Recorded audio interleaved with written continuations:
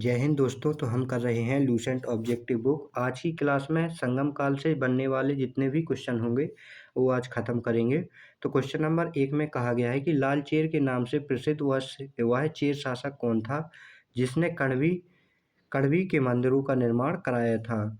तो इसका right answer हो जाएगा ऑप्शन नंबर सी, सिनगुट्टवन ने जो है कड़वी के मंदिरों का निर्माण कराया था। क्वेश्चन नंबर 2 में कहा गया है कि तमिल का गौरव ग्रंथ जीवक चिंतामणि किससे संबंधित है। तो इसका राइट आंसर हो जाएगा ऑप्शन नंबर ए, जैन धर्म से।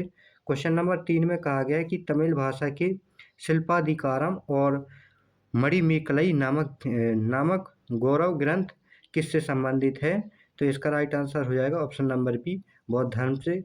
क्वेश्चन नंबर 4 में कहा गया है कि निम्न में से कौन संगम युगीन व्याकरण रचना सर्वाधिक महत्वपूर्ण रचना मानी गई है। तो इसका राइट आंसर हो जाएगा option number C, Tolkappiyam. Question number 5 में कहा गया है कि निम्नलिखित राजवंशों में से किसका उल्लेख संगम साहित्य में नहीं हुआ।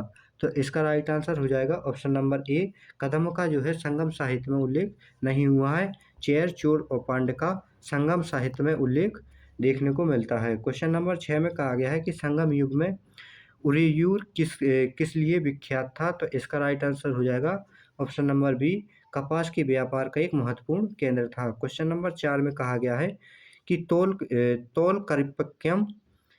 करिपक्यम ग्रंथ संबंधित है। तो इसका राइट आंसर हो जाएगा ऑप्शन नंबर सी, व्याकरण और काव्य से। क्वेश्चन नंबर 8 में कहा गया है कि धार्मिक कविताओं का संकलन कुरल किस भाषा में है। तो जो है कुरल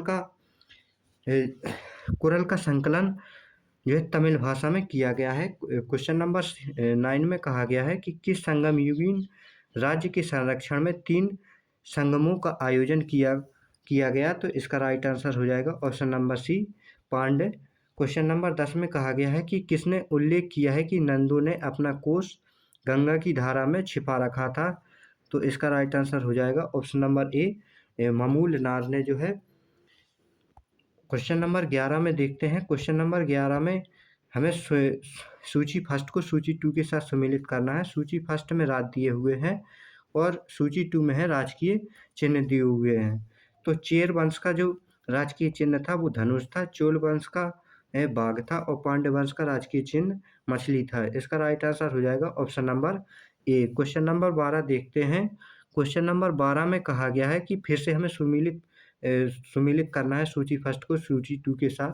सूची फर्स्ट में पुस्तक दी हुई है और सूची 2 में जो है उनके लेखक दिए हुए हैं। तो तोलकाप्पियम के जो लेखक हैं वो है तोलकाप्पियर और शिल्पाधिकारम के जो है लेखक हैं वो है इलांगू अडिगल और मणिमेकलाई के जो है लेखक हैं वो है शीतले सतनार और जीवक चिंतामणि के लेखक हैं वो है त्रुत करेदेवर। इसका राइट आंसर हो जाएगा ऑप्शन नंबर ए। क्वेश्चन नंबर 13 में हमें फिर से सूची फर्स्ट को सूची 2 के साथ सुमेलित करना है। तो इसमें सूची फर्स्ट में क्षेत्र दिए हुए हैं और सूची 2 में है 2 उसके अर्थ दिए हुए हैं। तो कुरिंजी का अर्थ होता है पहाड़ी और पलाई का अर्थ होता है मरुभूमि या निर्जन स्थल और मुल्लाई का अर्थ होता है जंगल और मरुधम का जो अर्थ होता है वो होता है कृषि भूमि और न्यूल का अर्थ होता है तटीय प्रदेश। इसका राइट आंसर हो जाएगा ऑप्शन नंबर ए। क्वेश्चन नंबर 14 में हमें फिर से सूची फर्स्ट को सूची 2 के साथ सम्मिलित करना है। सूची फर्स्ट में जो है संगम दिए हुए हैं और सूची 2 में जो है उनके अध्यक्ष दिए हुए हैं। तो प्रथम संगम के अध्यक्ष थे वो थे अगस्त्य और द्वितीय संगम के अध्यक्ष थे वो थे अगस्त और तोलकाप्पियर और तृतीय संगम के जो है अध्यक्ष थे वो थे नाकीरर। क्वेश्चन नंबर 15 देखते हैं। क्वेश्चन नंबर 15 में कहा गया है कि कपाटपुरम या अलेवी में संपन्न द्वितीय संगम का एकमात्र शेष ग्रंथ कौन सा है। तो इसका राइट आंसर हो जाएगा ऑप्शन नंबर ए, तोलकाप्पियम। क्वेश्चन नंबर 16 में कहा गया है कि किस ऋषि के बारे में कहा जाता है कि उन्होंने दक्षिण भारत का आर्यकरण किया, उन्हें आर्य बनाया। तो इसका राइट आंसर हो जाएगा option number B, Agastya. Question number 17 में कहा गया है कि स्ट्रेबो के अनुसार संगम युग के किस वंश के शासक ने रोमन सम्राट ऑगस्टस के दरबार में 20 ईसा पूर्व के लगभग अपना एक दूत भेजा? तो इसका राइट आंसर हो जाएगा ऑप्शन नंबर ए, पांड्य नरेश। क्वेश्चन नंबर 18 में कहा गया है कि तिरुवल्लुवर की रचना कुरल या मुप्पाल को कहा जाता है? तो इसका राइट आंसर हो जाएगा ऑप्शन नंबर ए, तमिल भूमि का बाइबल। क्वेश्चन नंबर 19 में कहा गया है कि तमिल काव्य का इडियल कहा जाता है? तो इसका राइट आंसर हो जाएगा option number c, Silappatikaram. Question number 20 में कहा गया है कि तमिल काव्य का उड़ीसी कहा जाता है? तो इसका राइट आंसर हो जाएगा option number D, Manimekalai. Question number 21 में कहा गया है कि पुहुर या कावेरी पट्टनम की स्थापना किसने की? तो इसका राइट आंसर हो जाएगा option number a, Karikal. Question number 22 में हमें फिर से सूची 2 को सूची 2 के साथ जो है मिलान करना है। सूची फर्स्ट में जो है राज्य दिए हुए हैं और सूची 2 में जो है प्रख्यात शासक दिए हुए हैं।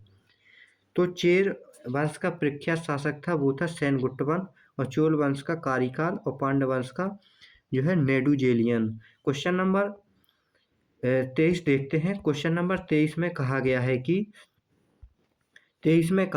कि मुजरिस किस राज्य का प्रमुख बंदरगाह था? तो इसका राइट आंसर हो जाएगा ऑप्शन नंबर ए, जो है मुजरिस चेर वंश का जो है प्रमुख बंदरगाह था। क्वेश्चन नंबर 24 देखते हैं। क्वेश्चन नंबर 24 में कहा गया है कि किससे संबंध में यह कहावत है कि जितनी जमीन में एक हाथी लेट सकता है उतनी ही जमीन में 7 आदमियों का पेट भर सकता है? तो इसका राइट आंसर हो जाएगा ऑप्शन नंबर ए, कावेरी डेल्टा। क्वेश्चन नंबर 25 में कहा गया है कि प्लिनी के ग्रंथ एवं अज्ञातनामा लेखक के ग्रंथ पेरिप्लस के अनुसार मोती के सीप पांड्य देश के किस क्षेत्र से निकलते थे? तो इसका राइट आंसर हो जाएगा ऑप्शन नंबर सी, कालवे। क्वेश्चन नंबर 26 में कहा गया है कि गाय या अन्य वस्तुओं के लिए लड़ते लड़ते मरने वाले वीरों के समान में खड़े किए जाने वाले वीर प्रस्तर को कहा जाता था? तो इसका राइट आंसर हो जाएगा ऑप्शन नंबर ए, बीरकल या नाडुकुल।